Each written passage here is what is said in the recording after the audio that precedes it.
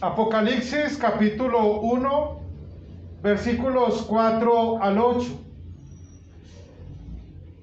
Un joven que es parte de nuestra congregación, en alguna ocasión me dijo: pastor, a mí me da mucho temor leer y estudiar el libro de Apocalipsis, porque creo que hay tantos símbolos, hay tanto lenguaje simbólico que pienso que me puedo confundir al estudiarlo y al leerlo.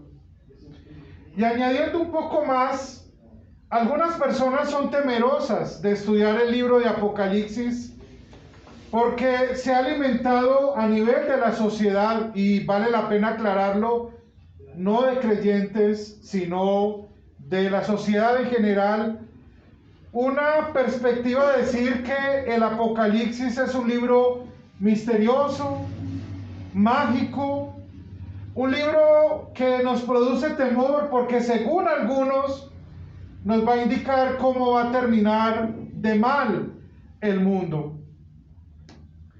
Pero cuando leemos con los ojos y con los lentes de la fe, nos damos cuenta que es un libro que desde el primer capítulo hasta el capítulo 22, hasta el final, nos está hablando de quién es el soberano de todas las cosas, de Cristo. Y que si bien la maldad, la idolatría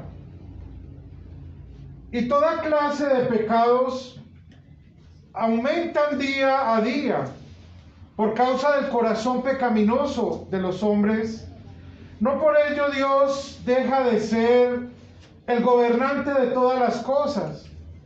No por eso es que la iglesia será derrotada. Todo lo contrario, el libro de Apocalipsis afirma que la iglesia es triunfante. Y ustedes y yo somos miembros de la iglesia triunfante de Cristo.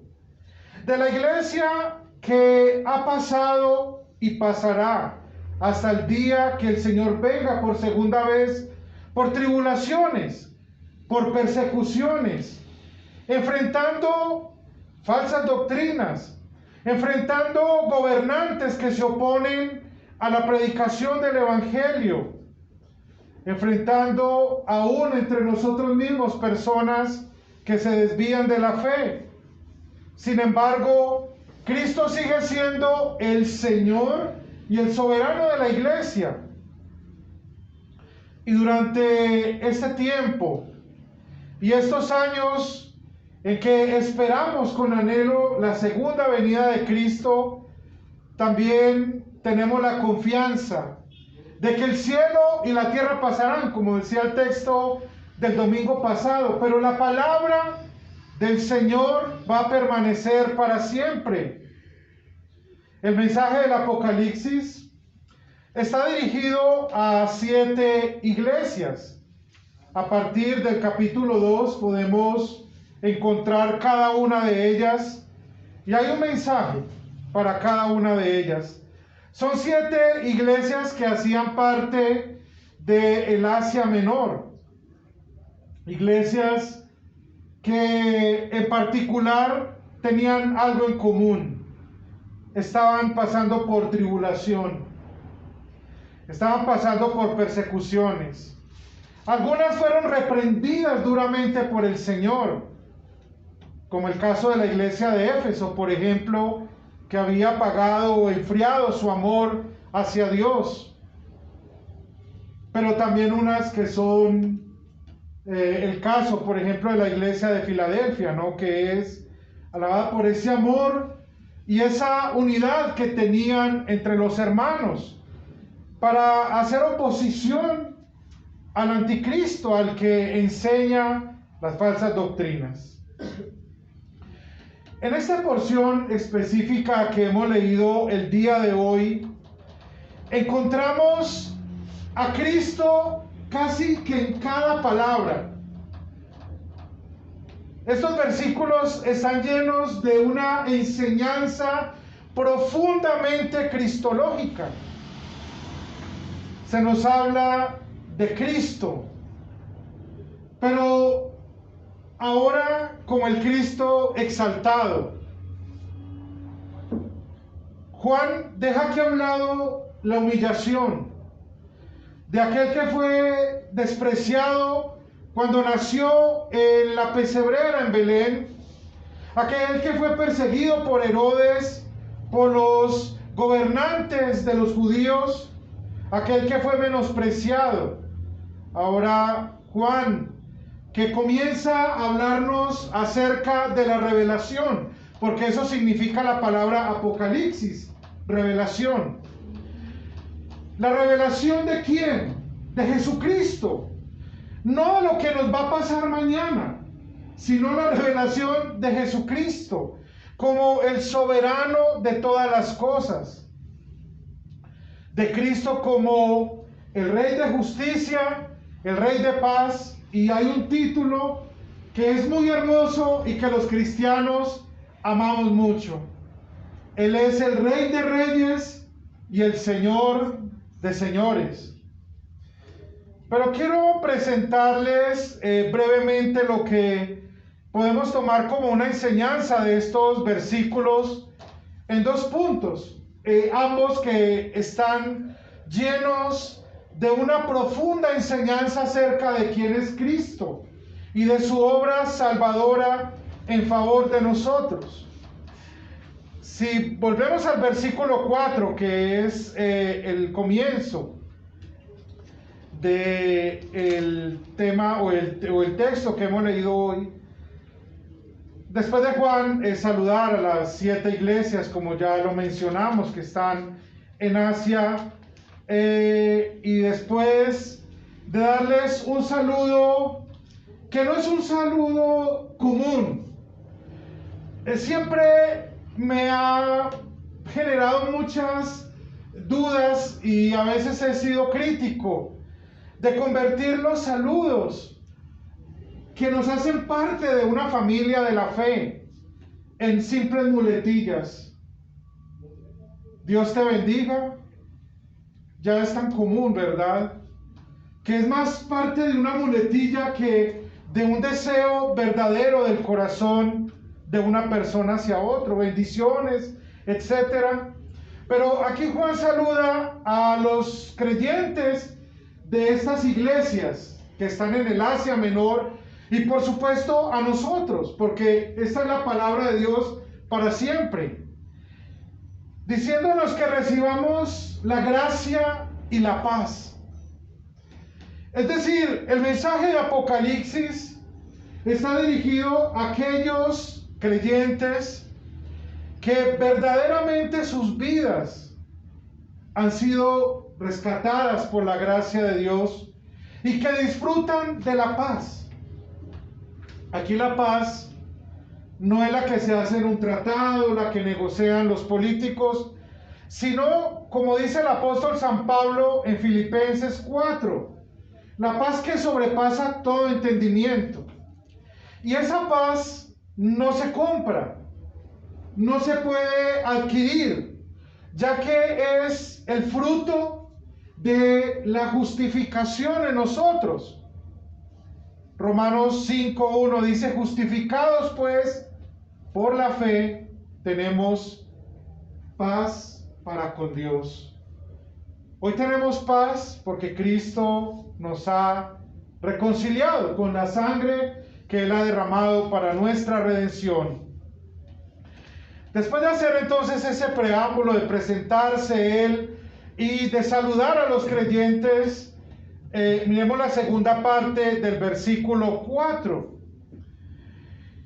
De parte de el que era, que ha de venir, y de parte de los 7 espíritus que están delante de su trono. Y también de parte de Jesucristo, el testigo fiel, que fue el primero en resucitar y tiene autoridad sobre los reyes de la tierra. El testigo fiel es lo primero que nos dice Juan. Y podemos pensar allí en el oficio profético de Cristo. Hebreos 1:1 y 2 nos dice que Dios, habiendo hablado en el pasado, por medio de los profetas, a nuestros padres, en los postreros tiempos, es decir, en la actualidad, nos habla a través de su Hijo, a quien ha constituido como heredero de todas las cosas y por quien todas las cosas fueron hechas. Entonces Cristo, en esta palabra o en este título que recibe de ser el testigo fiel, solo podemos ver su oficio como profeta, que nos da el verdadero conocimiento de Dios. ¿Quieres conocer a Dios? Algunas personas dicen, si quieres conocer a Dios, y esa es la tendencia de la sociedad de hoy en día, pues búscalo en las religiones, búscalo en los libros, búscalo en el corazón de la gente, etcétera. Pero Cristo mismo dijo, escudriñen las Escrituras, porque en ellas tienen la vida eterna y ellas dan testimonio acerca de mí. Entonces aquel que nos da el verdadero conocimiento de Dios y de la vida eterna es Cristo, nuestro profeta, el testigo fiel que no miente a lo que ha enseñado, el primogénito de la resurrección, el otro que Juan nos dice, y allí vemos como Cristo se sacrifica por nuestros pecados, tomando nuestro lugar. Y a esto, cuando estudiamos, por ejemplo, el Catecismo de Lutero, nos dice que esto es el oficio sacerdotal de Cristo, que con su muerte y su resurrección ha asegurado la vida eterna para todos los que creemos en Él. El autor de la carta a los Hebreos en el capítulo 7, versículo 24 dice, pero como Jesús permanece para siempre, su sacerdocio es imperecedero. Por eso Él es el primogénito de toda la creación. Y también el apóstol Pablo en 1 Corintios capítulo 15 dedica muchos versículos, porque por cierto es un capítulo muy extenso, donde Pablo habla con detalles porque Cristo es el primogénito de la resurrección. El primero es la primicia de los que han de resucitar.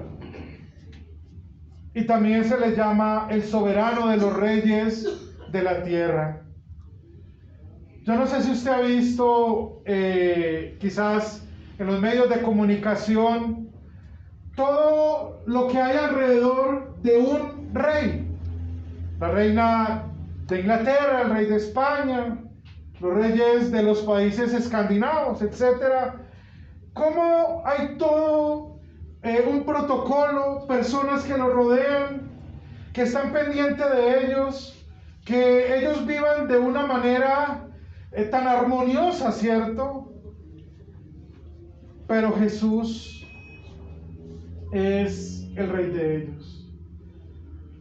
Un predicador del siglo XIX, él consideraba que dejar a Cristo por ser un rey era lo más indigno que podía ser una persona. Nadie se compara al Rey Jesús. Tanto era Jesús el Rey para los primeros cristianos, que prefirieron morir antes de reconocer que el César era el soberano sobre todas las cosas y el Hijo de Dios. Para los cristianos primitivos, Jesús era el Hijo y es el Hijo de Dios eterno, el único que merece el tributo, la adoración y la gloria. Él gobierna entonces sobre los demás gobernantes, y a esto algunos teólogos les llaman la providencia divina. Es decir, cómo Dios gobierna sobre todas las cosas.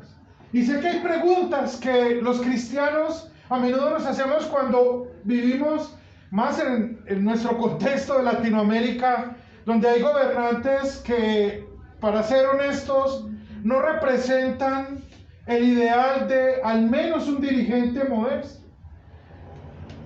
Y muchas personas piensan que esos países están en manos del diablo, que ya no hay esperanza para ellos. Pero si leemos cuidadosamente la enseñanza de la palabra de Dios, veremos que Dios es el único que quita y que pone reyes. Que Él solamente sabe por qué esos gobernantes están allí. Y si de pronto lo que acabo de mencionar ha despertado en usted deseo de saber un poco más de ello, quiero invitarle a que lea el libro de Daniel. Y va a encontrar en el libro de Daniel cómo Dios gobierna por encima de los gobernantes impíos. ¿Quién era Nabucodonosor? No era un santo. Y no era alguien que amara al pueblo de Dios. Sabemos desde el comienzo del libro de Daniel cómo Daniel y sus amigos fueron perseguidos y aún fueron puestos allí en ese horno, ¿cierto?, para que se quemaran. Y cómo Dios, de una manera llena de gracia y de bondad hacia estos hombres que eran fieles al testimonio de su palabra, lo rescató. Y cómo esto sirvió como un testimonio para que ese país sumergido en la idolatría, en la perdición, pudieran reconocer que no hay muchos dioses, porque esos son ídolos, sino que solo hay un Dios verdadero que gobierna sobre todas las cosas. Jesús entonces es, como dice Juan en el Apocalipsis, el soberano de todos los reyes de la tierra. Él está por encima de ellos. Y esa palabra, si pensamos en los primeros receptores, es decir, los destinatarios primeros de este libro de Apocalipsis, esto tenía que ser para ellos algo muy consolador.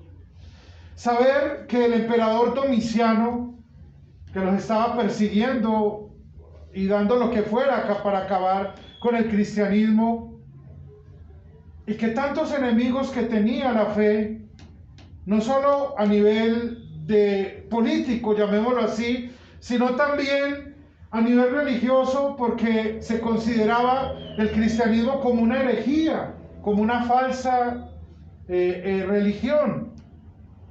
Y pese a ello, ellos seguían creyendo. Jesús es el soberano de todas las cosas. Apocalipsis 11:15, más adelante, nos habla un poco acerca del reinado de Jesús. En la segunda parte del versículo 15, el reino del mundo, que era lo que decían los ángeles, ¿cierto? El ángel, perdón, que tocaba la trompeta. El reino del mundo ya es de nuestro Señor y de su Cristo. Y reinará, ¿por cuánto? Por todos los siglos.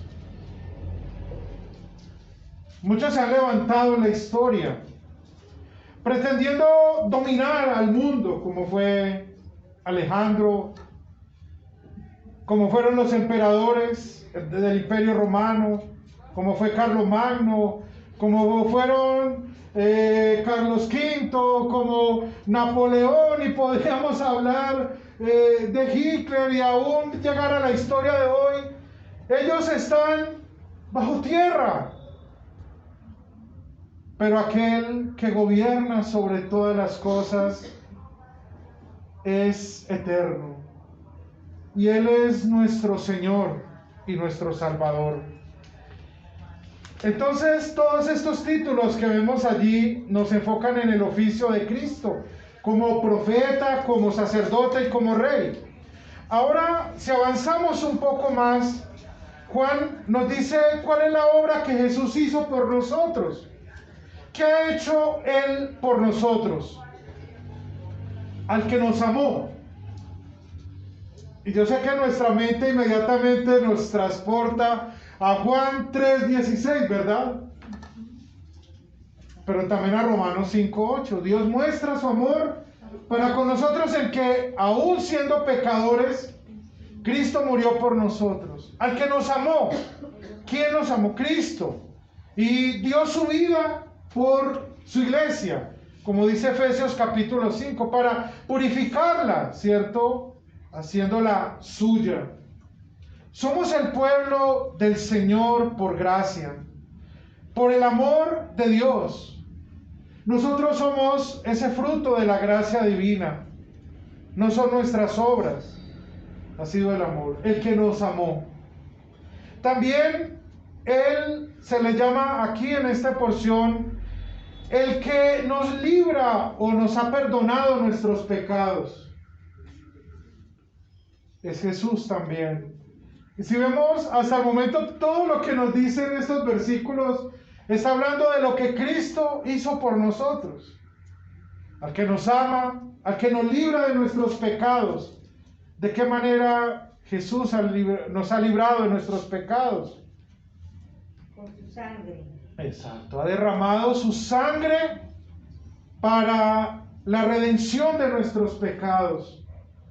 Y ustedes, queridos hermanos, y por supuesto yo también, que necesito inclusive hasta más que ustedes mismos, tengo el gozo y la paz de que nuestros pecados fueron perdonados por Jesús, el que nos amó. Su sangre nos ha limpiado de todo pecado. Él nos libra de nuestros pecados. Y hay algo más. Nos amó, nos libró de nuestros pecados y hay algo más. Exacto. Y nos ha hecho, como acaba de decir la hermana, reyes y sacerdotes. Técnicamente, los luteranos decimos que esta es la doctrina del real sacerdocio de los creyentes, es decir, que todos los creyentes por la fe en Cristo podemos entrar con confianza a Dios. Ya no necesitamos un mediador. Yo no soy el mediador entre Dios y ustedes, soy un pastor. Cada uno de ustedes tiene acceso al trono de la gracia, como dice el autor de Hebreos. ¿Por qué? Porque el gran sumo sacerdote Jesús ha abierto el velo, lo ha roto y nos ha dado acceso al trono de Dios. Pero somos reyes. Reyes no porque estemos anhelando tener buenos carros o porque anhelemos hacernos ricos y pensemos que la fe significa que nuestra vida la vida cristiana nos va a llenar de riquezas, de bienes. No. Somos reyes porque por la fe hemos sido adoptados como hijos de Dios y porque la palabra de Dios en el mismo libro de Apocalipsis nos dice que reinaremos con Cristo por la eternidad. Pero también somos sacerdotes y eso significa que compartimos la fe con otras personas. Primera de Pedro 2:9, si lo puede leer, si no, lo voy a decir rápidamente. Pedro allí nos dice: ustedes son real sacerdocio, nación santa, pueblo adquirido por Dios para que anuncien las virtudes de aquel que los llamó de las tinieblas a su luz admirable. Amado hermano, por la fe usted es parte de un real sacerdocio, usted es parte de una nación santa como resultado de la gracia de Dios. Usted es amado, objeto del amor de Dios, porque somos pasivos en ello. Nuestros pecados han sido perdonados en el nombre de Jesucristo, por su sangre redentora, y hemos sido trasladados de la miseria del pecado, de la muerte, a la vida, para ser un real sacerdocio y un pueblo adquirido por Dios. Por eso esperamos y anhelamos ese día glorioso en que el Señor de la vida, de la salvación, vendrá de nuevo como el Señor de todas las cosas. Todo ojo le verá, como dice también Juan allí, aún de aquellos que lo traspasaron. Vendrá aquel que es el alfa y la omega, el principio y el fin de todo. El Señor Dios Todopoderoso, el que es, el que era y el que ha de venir. Amén. Amén.